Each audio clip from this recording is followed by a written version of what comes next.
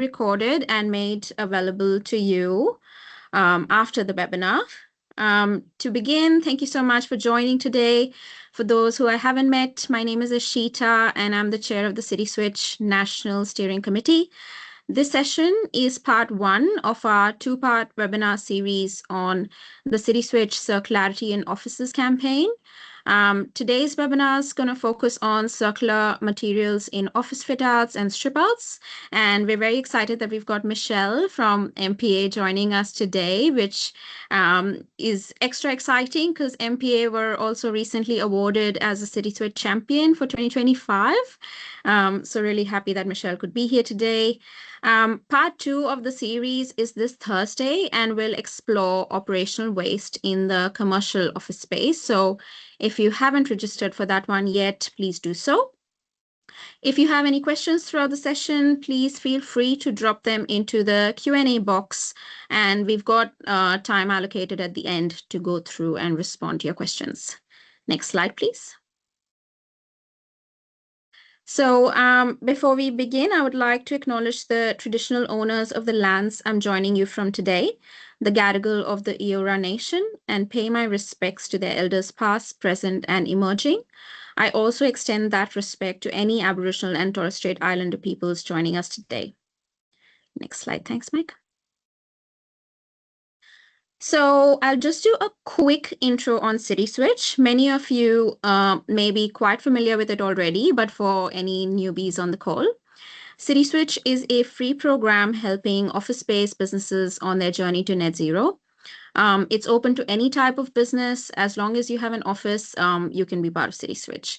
It's also agnostic to the size of your business. And along with that, it doesn't matter where you are in your net zero journey. You could be just starting out or quite mature. City Switch is open to anyone. So if you're interested in learning more, you can always contact me. Next slide. Next slide, please, Mike.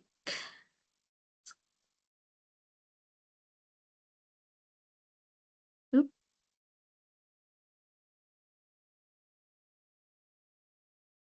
Great.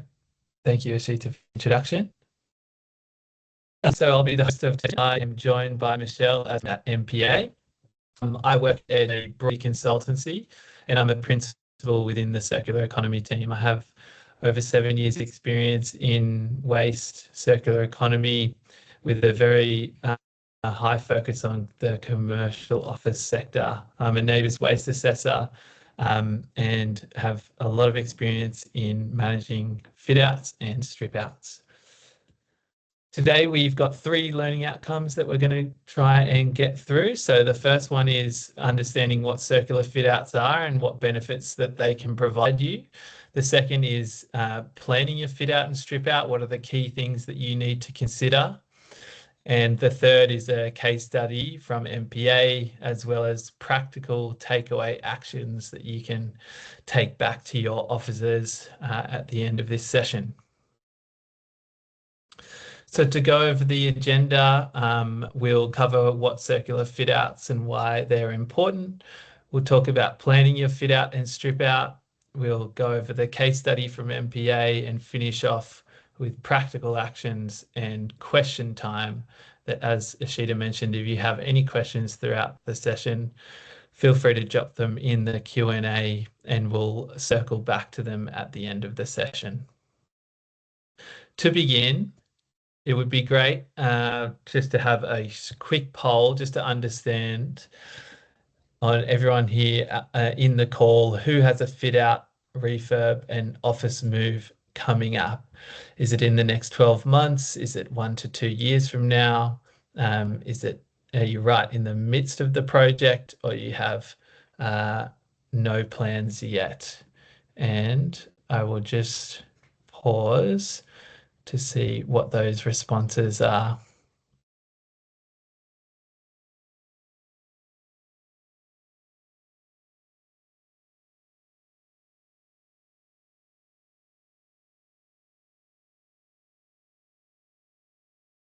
While you're answering that, I'll get started in an explanation of what a circular fit out is. So it is an internationally established method to coordinate an office fit out using key circular economy principles.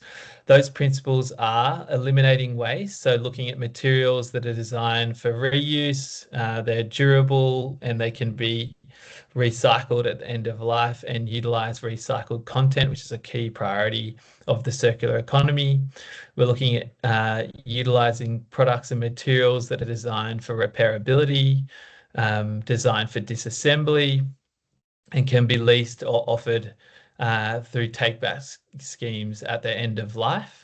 And the third is about regenerating nature, so utilizing low emission, low impact products, avoiding virgin materials, prioritizing recycled content, or reusing existing products that are already in the marketplace. I always like putting this at the start of a slide deck to sort of frame up circularity. It is sort of an adapted version of the waste hierarchy that everyone is probably familiar with, but extending it out to really capture all aspects of circularity. And what we're looking for here is something that you can refer to throughout any stage of your life cycle of a fit out or a strip out, and ascertaining across of these 10 R's: refuse, rethink, reduce, reuse, repair, refurbish, remanufacture, repurpose, recycle, and recover, where you can implement any of these across the various different materials that are flowing through your building in a fit out and a strip out, and really trying to optimize them as much as you can before looking for disposal as the final route and end of life outcome. Circular fit outs and why they're important. So this is sort of a little infographic that my colleague came up to represent the scale of the problem with commercial office fit outs. So around 35,000 tonnes of commercial office furniture is discarded every single year. And the infographic refers to that being more than three times the weight of the Eiffel Tower. So I think it's 10,000 tonnes, which puts it into perspective, the scale of the problem. And we'll refer to some other information points around why this is such a significant issue from an embodied carbon lens as well in a few slides' time. But what's included when we consider fit out waste? What we're looking at is office chairs, storage units, desks, furniture, credenzas, workstation desks, whiteboards, tables, both large and small, storage cabinets, and couches and sofas. You can see office chairs and under desk storage units take up the majority, around 23 to 18%. And this was all undertaken as part of the Better Buildings Partnership project that investigated 13 fit outs across Sydney, where they identified 37,000 different assets to understand the different types of materials that are flowing through fit outs and what's typically procured. As mentioned, I think this graph on the right really indicates and illustrates the scale of the issue. It's from a recent piece of work from JLL where they investigated fit outs across 23 cities that would generate 190 to 500 million tonnes of embodied carbon, which was more than the base building's operations themselves. So this is really great to quantify this, because it's something that it's a stat that we've been leaning on for quite some time, and really contextualize the issue here, that from a 60-year or 40-year lifespan, that the furniture from fit outs and strip outs is more impactful than the actual operation of the building itself, which is a huge issue to consider. There is a constant churn, 115,000 to 150,000 tonnes of year of waste, so 63 tonnes per 1,000 metres square. There's a massive business case for circular fit outs, because primarily waste is a loss of value. Landfill costs are rising across Australia. We are approaching landfill capacity, Sydney, I believe, is scheduled as early as 2028 to run out, as well as other states and cities along a similar timeline. So there's a real push here from both an economic lens, but also from an environmental lens, that we need to ensure that we're maximising diversion, reusing what we can, for all these different reasons, the environmental, the social, and the economic reasons. The economic reasons I feel are not often touched on, and often the case for circular fit outs is primarily focused on the environmental benefits, which are numerous, but there's a huge opportunity to reduce outgoing costs, stimulate business, gain more value from durable and reusable products across an organization. So if you have more than one office space, you can prioritize them and share, and then utilizing take back and lease models to provide fresh new fit outs. Some key principles that I'd love to highlight across those different R's that we spoke about. So with refusing, businesses can avoid new fit out products and reuse. Rethinking questions to ask yourself: can your business be with ethical certification, low emission materials? These different products are becoming more and more readily available with organizations like GECA that are providing certifications that you can suppliers that do prioritize low emission materials, recycled content, etc., and are certified. GBCA credits as well, which I know Michelle will be discussing later. When we're thinking to prioritize the durable, or look at leasing models, which are becoming more available and economically viable as well. Recycled content and avoiding virgin materials is something that we all want to prioritize. Repairability, and products have long-term warranties and be repaired. It's just an automatic, and I've been in many stock to see this, where there are just stockpiled, office chairs, desks, whatever it is, that have been damaged or have been broken and can't be repaired, and are just waiting to be collected in a large skip. So prioritizing products that have these warranties, where you can request for them to be serviced and repaired. And as I mentioned as well, can you rehome these existing products to other office spaces or to an NGO at their end of life? Mike, just before you continue, the audio is just coming through a bit glitchy. So perhaps if Michelle and yourself as well, maybe if you turn off your mics, that might help the call quality. Apologies, everyone. No worries. Thanks for letting me know. And if it continues, we can jump to Michelle, but just keep me posted. I'll continue as is, but if it does. Will do. Thank you. And we can go back in slide mode. Thank you. Well, great.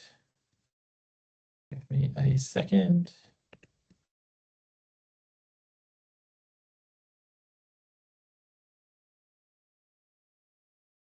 Okay. Planning for a circular fit out. So lease and make good. This is an incredibly important consideration, and a really good lever that you can lean on. And something to note as well, that sort of, I suppose, accelerates the scale of the problem, is that office tenancies, from the research that was conducted by the BBP, the average tenancy is less than 5 years. And furniture lasts a lot longer than that. Furniture, as well as the other materials and design elements within an office. So planning for that short tenancy time and the likelihood of a move, and prioritizing materials that can be rehomed, and making it clear. Sorry, let me just move this little box. Making it clear through the make good clauses who's responsible for the materials, for the fit out for the next tenant. And it's really important to plan ahead. Furniture, creating an inventory of furniture 4 to 8 weeks before strip out, so you have a really good understanding of what you have within the office is a really important point. The Dexys Forever fit out, which will be spoken about by Michelle later on, is a really great example of this. And for reference as well, the average in terms of diversion and recovery targets across Sydney is just 21%, which has climbed recently. It used to be a lot lower.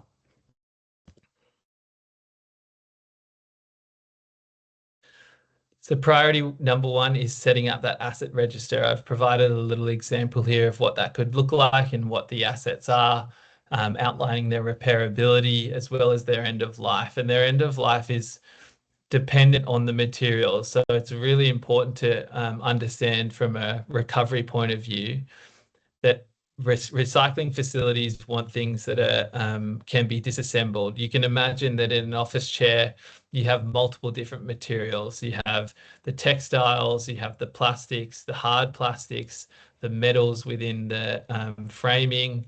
There are so many different materials that a recovery facility will not take the time manually disassembling, and usually most office chairs are very difficult to disassemble, and that can be extrapolated across the various different assets and materials, products that are existing within your office. So prioritizing those that can and having a clear end of life outcome that is generally advertised around what that outcome is, and listing that within your asset register is incredibly important, so that when it comes time to dispose of these materials, you are able to understand what the opportunities are and where they should be placed.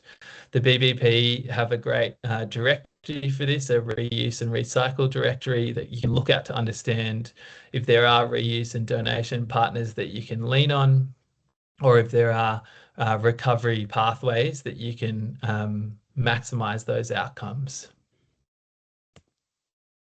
The second priority is lease programs.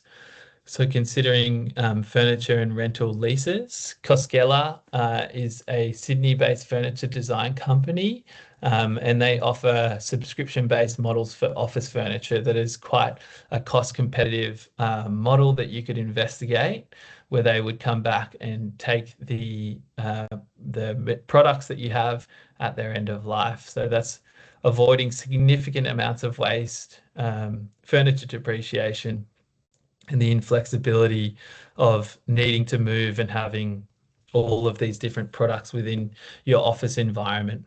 It's a really important lever that you can lean on, and can be quite cost competitive, particularly when you begin to understand the costs associated with disposal if you're opting for the single-use route as well. Procurement certifications, I already mentioned this earlier, but to expand on it, procuring products with environmental and socially positive certifications. There's a big focus on this at an organisation level, whether it's ethical requirements, modern slavery, supply chain, ASRS, etc. All of these requirements around reporting. Office furniture, as you mentioned, has a huge embodied carbon impact, and if you can prioritize materials that have a positive environmental certification, that'll only benefit you. GECA, or the Good Environmental Choice Australia certification, is a great certification to lean on. Some of the office products, as an example, they avoid illegal harvesting of trees or fibres. The emissions and water usage is minimised. Replacement parts are made available, which is excellent to have.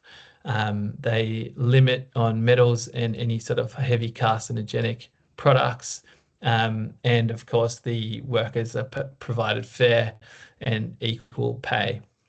I would really encourage you to have a look at the GECA website if you are in the midst of a fit out or have one planned on the horizon, or even just for your own interest. It's a great website to lean on to understand who are the suppliers in this space, whether it's office furniture or whatever it might be, They provide certifications for numerous different types of products that are really worth having a look at. Priority 4, modular and low emission products. So looking at what assets that can be modular and low emission as well. Modular assets are all about disassembly and the ability for those to be reused or rehomed or recovered. I mentioned that a lot of times things are not designed for disassembly, and then when it does come to the end of its life or it's time to create a strip out, that a lot of that material just automatically goes into a skip bin because of the manual labor that's involved in trying to disassemble it. It's just not worth it, whether it's adhesives, glues, or the way that a product is designed. It just becomes too hard, too labor intensive to disassemble it, and it's far easier and cost effective to just throw everything in the bin, which can be a significant cost. So prioritizing materials that can be disassembled is incredibly important. It allows sort of that collaboration across businesses, across office partners, where you can add new parts or remove them, have a furniture refresh. It's easy. And we've seen this as an example with the Australian Museum and also the Gallery Victoria. They use modular. You imagine exhibitions change every year or less, and they need to completely overhaul, strip out that space and create a new fresh space. And they're prioritizing things like plywood furniture that is modular and fit for purpose to do that. Priority 5, managing products at end of life. Coordinating roles for managing lease and end of use agreements is incredibly important. Procuring office furniture that is repairable is a great thing to lean on, so that, as I mentioned, when it does come to something breaking, that you can lean on the supplier to repair it or replace it, and that they'll repair it at their own facility. And utilizing an asset register allows for you to have a list of who's responsible, who are the people that I contact, what are the warranty schemes that are available, do they have take back, or do they replace it altogether? An example of this is Forbo Flooring Systems. They offer take-back schemes for carpet. I believe they use an adhesive or a glue that allows for the disassembly at its end of use. Well, they'll take it back, recycle it, and repurpose it into new Forbo products, which is a really great initiative and really illustrates circularity at an office level. The strip out phase is incredibly important, and it is becoming more and more common to have contracts that are available where recovery targets are met. Previously, there hasn't been a huge emphasis on setting recovery targets with the contractors. There are more and more contractors available within the major cities and CBDs that provide this service. So setting a clear target in the tender is best practice. BBP expects sort of a 60% conversion rate, but we've seen numerous examples of where 80% is more than achievable. Asking and requiring those contractors to provide a resource recovery plan and then a final report with the evidence of disposal and diversion. Asking questions like, what are the recycling facilities? How is their recycling process undertaken? What does the material get recycled into? Where is it sent to? What's the end product that it's likely to turn into? These are all really important questions for quality assurance, but also as a good news story, that if you do undertake a case study where a particular office does undertake a strip out with a high recovery target and it is met, that you can create sort of a case study that is then shared with shareholders or your own staff as well to outline what has happened. The strip out waste guidelines are an excellent resource to lean on, and they include clauses reporting templates, inventory guides, and as I mentioned earlier, reuse and recycling directory, which is incredibly important. And while this may seem labor intensive to begin with, the resources available through the BBP really cut this and can lead to cost savings. The example here with the Governor Macquarie Tower strip out, where they achieved 60% recovery at no extra cost. There's been numerous examples that I've seen firsthand where there have been cost savings through leaning on the strip out waste guidelines. And leaning on contractors in the CBD that do provide a recovery. So I just want to quickly zoom in on product stewardship. So a few years ago, Edge worked on the Fit for Office Furniture program, where we really looked into the scale of the issue with furniture and what it would take to create a national furniture product stewardship program. We partnered with GECA and Planet Arc to look into this, and the stewardship program was really designed to unlock cost-effective mechanisms to incentivize the reduction of office waste, support a national furniture recovery ecosystem because the recovery rates at the moment are so low, and assist in recycling and reuse programs. To sort of outline the scale of the issue, there's 3 million tonnes of commercial office space that is turned over each year, just in the capital cities alone. 115,000 tonnes, that includes things like plasterboard, appliances, glazing, carpets, you name it.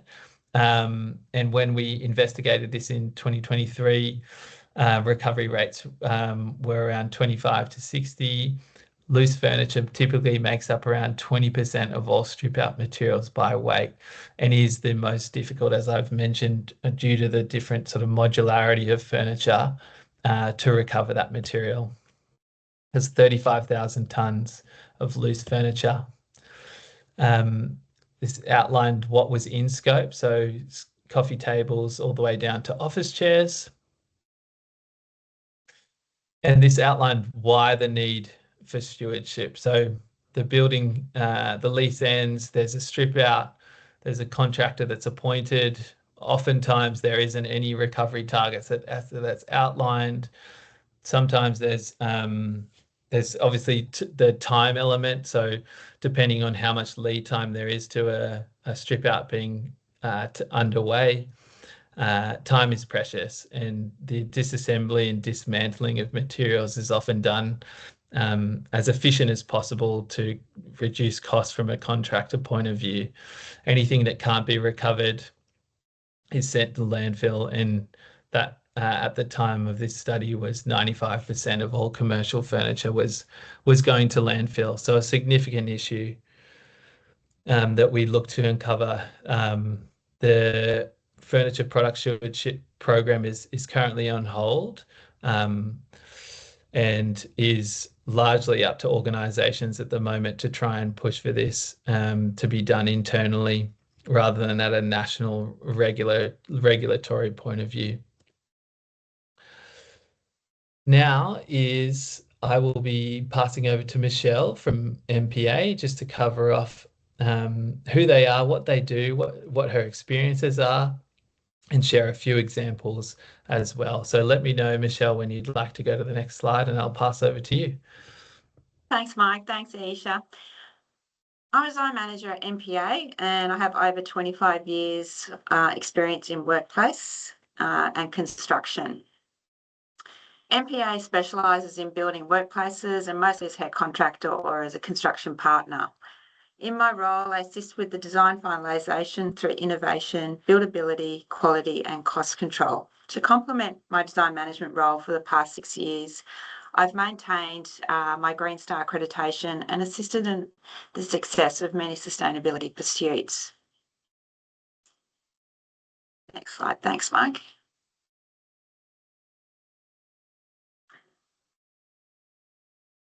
Our clients have varied sustainability aspirations. Decisions range from financial, internal and market perceptions, which sets 3 defined approaches.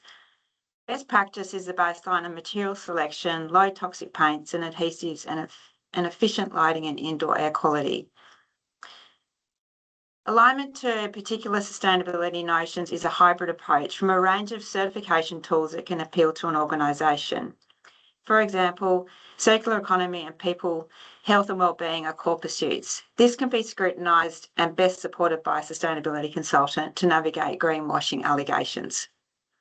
Striving for the highest recognition through many organisations like Green Star, Well, Fitwell, Neighbours, LEAD and Living Building Challenge, which MPA has been fortunate enough to participate in, requires third-party verification to achieve certification, regardless of the tool.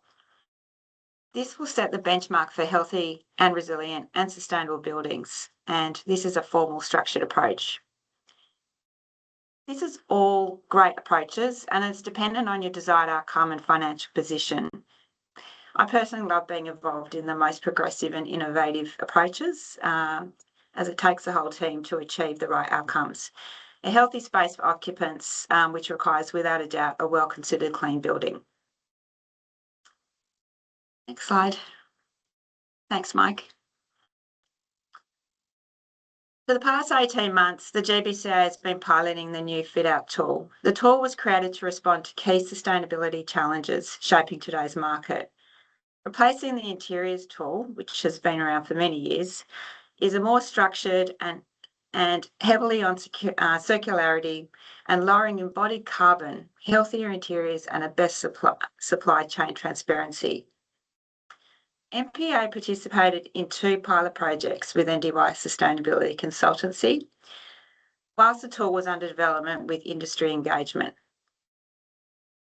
The tool has mandatory minimum expectations and now this sets a standard baseline and clarity of project team deliverables.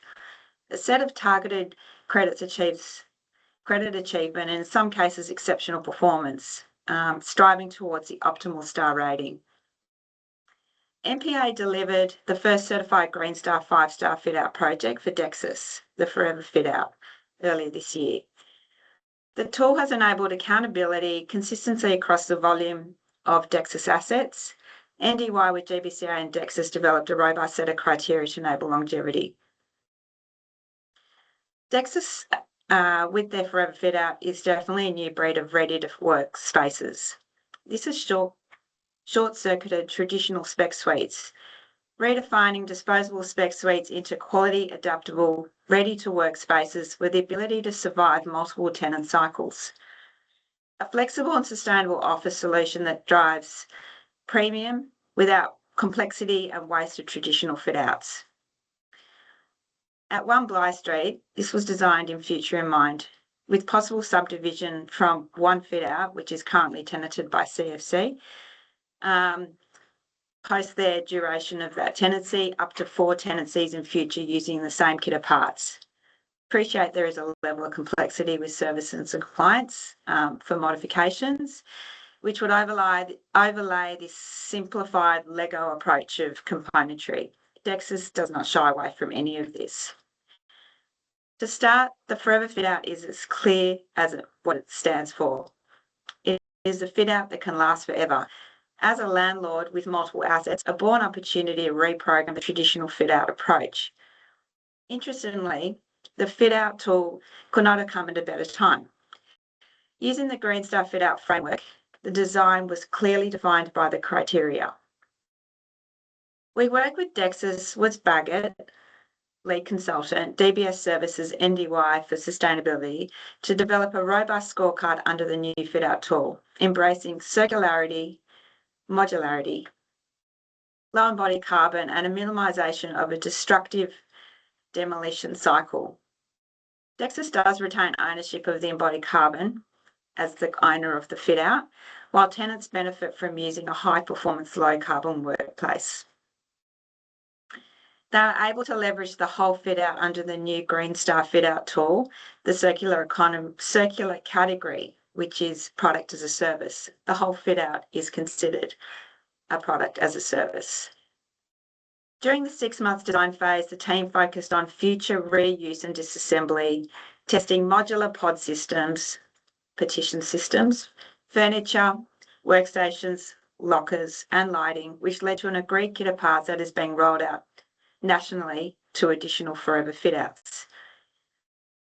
This also extends to removable flooring like carpet tiles and boiler flooring using removable fixing methods instead of adhesives that cannot allow those items to be removed at a later date. Acoustic ceiling panels mechanically fixed to enable opportunity to remove carefully for its second or third life. The real value is the acknowledgement of their assets. Buy once, use forever methodology. Well-designed, quality, timeless pieces typically made from natural materials, steel, wool, iron, leather, solid wood, extends longevity and ability to be used for multiple years. Slattery undertook the carbon modelling, and this project achieved as built a strong creditable improvement reduction, noting that the importance of assessing each element and design change during design and its embodied carbon impact can change percentage. Could be as simple as changing from stone floor to porcelain or adding new comms racks can increase that percentage. Best to work with your carbon modelling consultant to obtain those percentages. Given that One Bligh Street was a warm shell with demolition at a commencement, it did have a great outcome at that percentage. The forever fit-out model helped Dexus meet the Scope 3 reporting obligations by reducing embodied carbon and providing measurable data. To ensure their highly valuable assets were catalogued, FF&3 provided a digital asset register spanning across their forever fit-out portfolio.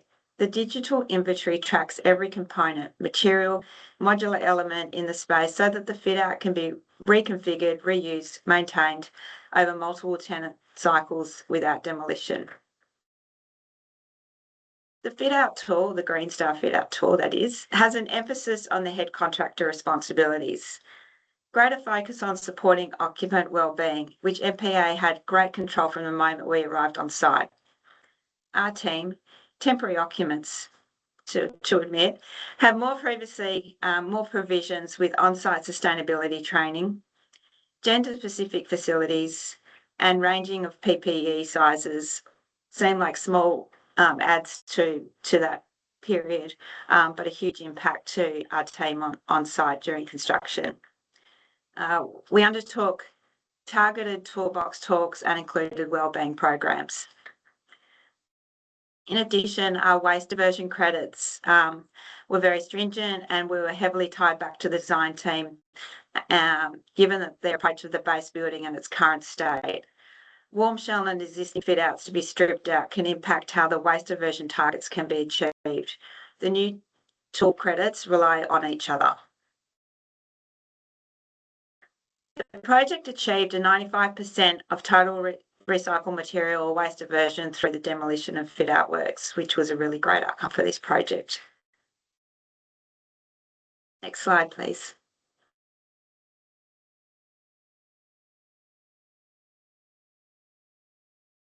An example of a circular approach, a client of ours, a legal client, relocated to their new office recently. Whilst undertaking their 10,500 fit-out works, we also supported them with two key circular activities. Our client had an extensive portfolio of furniture in very good condition, very good quality, which went under a refurbishment program. Partnering with Cultivated and Wilcan, given the types of furniture that was available, 333 chairs were reused from meeting rooms and a number of other spaces where they were refurbished, rechroming, new leather, and other upgrades to ensure that furniture had a new life. 125 tables were reused. New tops were given a new lease of life to the Wilcon bases, and 424 uniform bases were rediverted over to the new site with new tops. So a really great outcome from that perspective. FF&3, our trusted consultants, again undertook the carpet rehoming program, finding new homes for over 6,000 square metres of unused carpet tiles being removed at demolition commencement. The carpet was rehomed to 5 organisations across 8 projects, doubled as a social initiatives with various not-for-profit organisations and charities accepting the carpet tiles across Sydney, including Sunnyfield, who used it in their vocational services spaces. Rehoming carpet has avoided the carbon associated with the manufacture of new carpet, and redirected carpet tiles destined for recycling is now in its first intended use. This project took a circular approach with real results without aligning to any certification.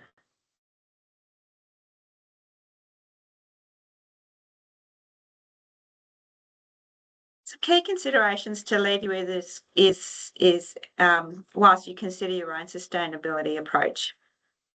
Defining your aspirations at the commencement of project and understanding the cost and the time implications during the design and build period, and potential benefits during occupancy, like what data is required to support your business reporting requirements. Engaging a sustainability consultant is beneficial. They can provide advice to best suit individual needs. They can support on all aspirations, not just striving for certifications. The reality is developing a sustainability profile early for any project requires multiple stakeholders: the client and their internal requirements, the landlord and their agreement for lease, and the project team, including consultants, PM, and not least, and the head contractor's involvement through the entire process. Thanks, Mike. Awesome. I've just popped up, I popped up some links because I did refer to a number of organisations that supported those case studies, GBCA, Dexus, of course, FF&3, Cultivated, and then one at the bottom, which I didn't touch on, which is the Australian Circular Economy Framework, is a really good one to have a look at, which is an opportunity to align your business for circular economy outcomes and business benefits. Awesome. Thank you for putting them in. Before I move on, for the fit out itself, where it's usually sort of up to the organisation leasing the floor space to fit it out with their own furniture, etc. Sometimes there's sort of pushback around, the design that suits the organisation who are occupying that fit out. Was there any discussions around that, or have you seen that approach that Dexus have made around leasing the fit out in other organisations across Australia yet?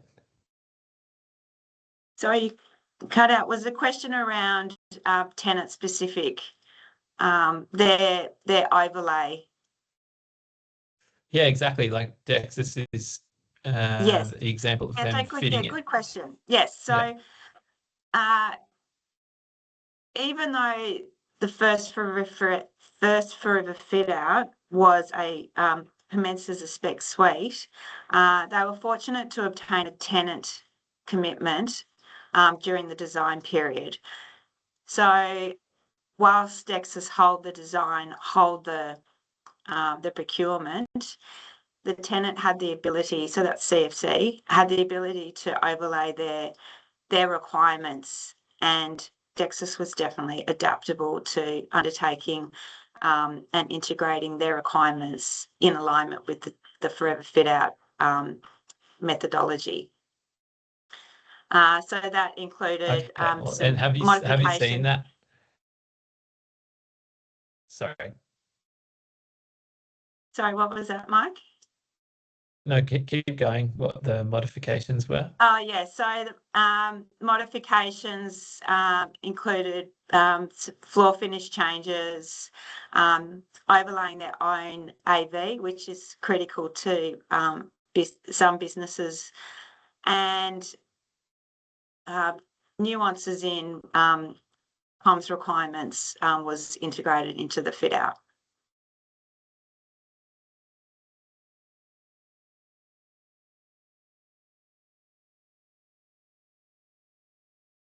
Awesome.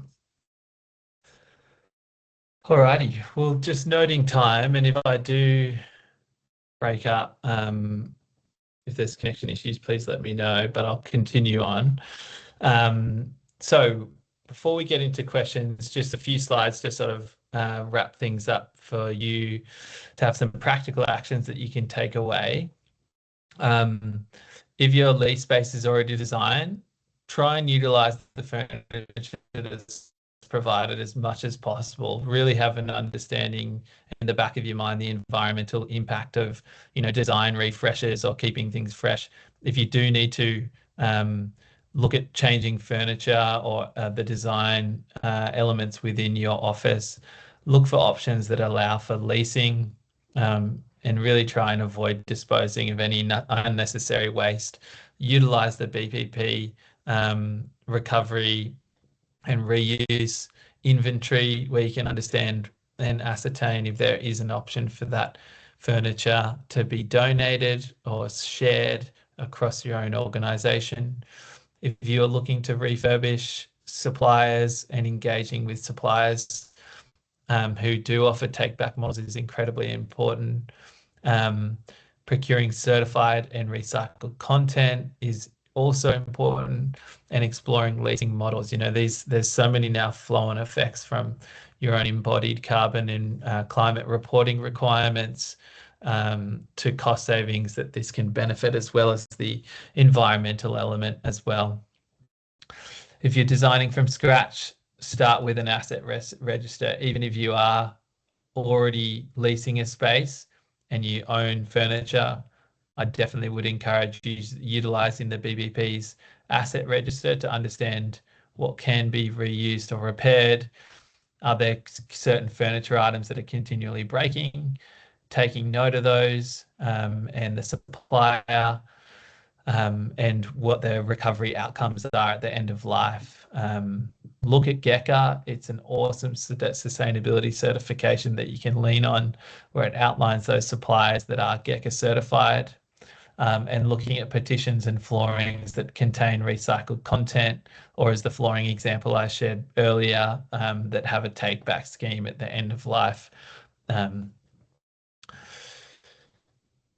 Discussing all of these aspects with your leadership team, trying to incentivize the management teams or the investors to undertake a circular fit out. There's several reasons why and why this would benefit you and your organization, from market leading to meeting ESG and compliance requirements. So aligning your fit out with your existing sustainability commitments, often something that is quite disconnected from an organization's externally facing and internally facing sustainability commitments. Using in tenders and bids as a credential, so it's a competitive edge, and uplifting your social and environmental commitments. Supporting not-for-profits. Use this recycling directory, as I shared before, as a way to have a positive social outcome through donations, and sharing that good news story with your employees and your clients and shareholders. Cutting landfill costs, as I mentioned, landfill is continually going up. The cost for disposal has increased by over 200% since 2010, and that's continually going to increase year on year. So waste is a cost, and it's often an unseen cost or just an expected cost. So trying to prioritize reuse and recycling saves on those costs. And obviously there's the emission side of things. So looking for lower emission furniture, recycled content claims, etc. Talking to your designer and or your contractor. So looking for these contractors and designers that are experienced in this. As I mentioned, the turnover for tenancies is every 5 years. What's going to happen with each asset when you do move out of your current tenancy? Can any products be made from a single material rather than multiple materials? Understand who your designers and contractors work with. Can you support local organizations? Do they offer take-back schemes? What share of products can be certified through the likes of GECA? How can that benefit your any Green Star certifications and credits that you're going for?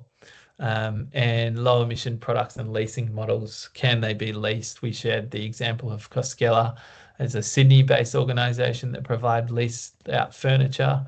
And can you look at any high emission assets if climate reporting is something that is particular important and a high priority of your organisation, highlighting those assets that can that are high emissions and swapping them or investigating those with low emission options.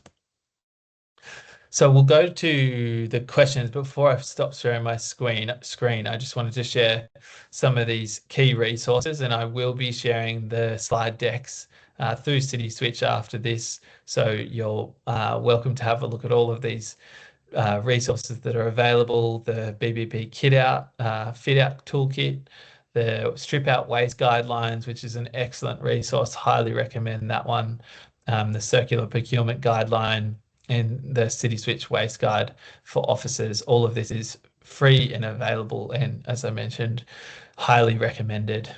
So I will stop sharing my screen and we'll have a look to see if there are questions. The results from the poll, 30% of the attendees are looking at a fit out within the next 12 months, 7% in the next 1 to 2 years, 23% right in the midst of a project, and 40% don't have plans for a fit out yet. So glad you could join us to get up to speed, depending on where you are at. Q&A. Lindy, yes, the slide deck will be shared. We'll share it after this through City Switch. Pratik, this is one for Michelle. Are you able to share the % cost of uplift of targeting Green Star fit outs as compared to a standard fit out? Yes.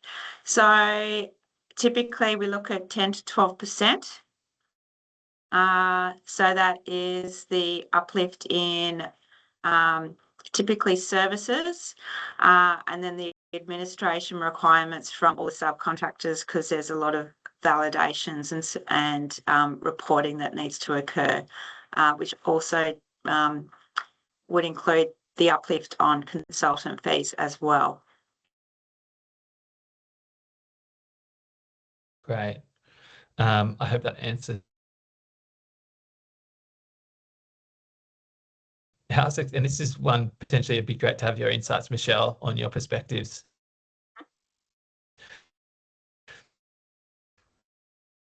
On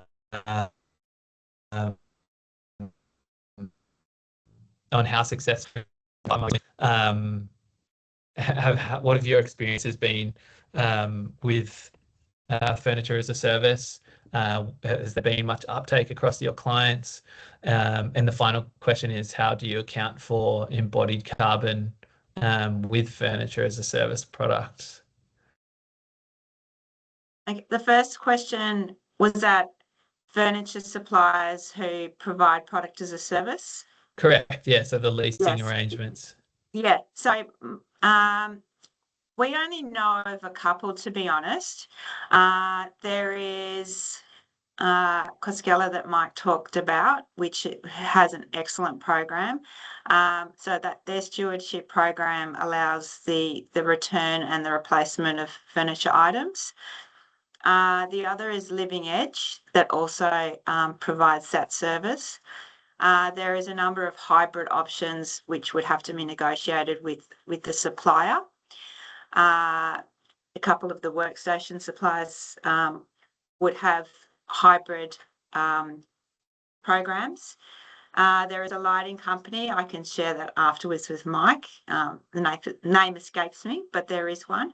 And then there's obviously material take back, but that is not a stewardship program. That is not a return and replace opportunity. So yeah, there's definitely a requirement in the market for it, and definitely our suppliers need to rethink how they provide furniture as a service or have that opportunity available to the market, given this shift in circularity.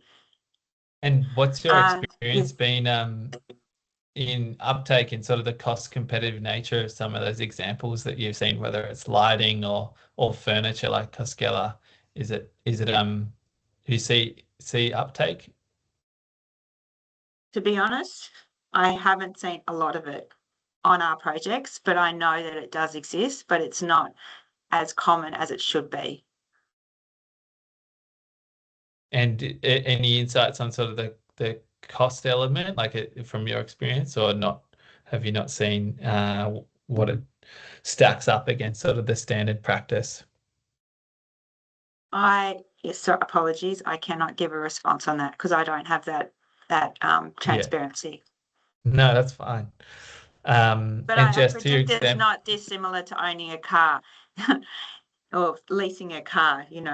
There's the agreed. upfront. Yeah, it would be a greater cost, but the cost, you would have to weigh the cost up against your other costs, business costs, and the cost to the environment. So yeah, there's so many elements to be weighed up in And that. disposal as well, how do you quantify the labor and landfill costs associated with the standard approach? So it's definitely Correct.